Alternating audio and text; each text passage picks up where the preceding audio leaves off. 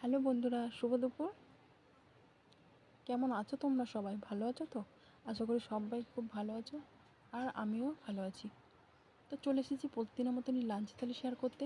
তো লাঞ্চেই রয়েছে, চলো দেখা যাক কি রয়েছে। শসা আর লেবু। আজকে নিরামিষ করেছি, সানডে তবুও, কেননা আমার শ্বশুরমশাই নিরামিষ খাবেন আজকে, তার জন্য ভাবলাম সবাই মিলে নিরামিষই খাওয়া যাক। তো প্রথমে রয়েছে শাক ভাজা, তারপরে আলু ভাজা, এরপরে রয়েছে ডাঁটার চচ্চড়ি। ওটা চচ্চড়িটা সর্ষে দিয়ে করা হয়েছে। তারপরে রয়েছে ঝিঙে আলু পোস্ত। ঝিঙে আলু পোস্ত ডাল ভাতের সাথে একটু বেশি ভালো লাগে। তোমরা কে কে ঝিঙে পোস্ত ভালোবাসো অবশ্যই কমেন্টে জানাবে। এরপরে রয়েছে মুগ ডাল, ভাজা মুগ ডাল লাউ দিয়ে করেছি।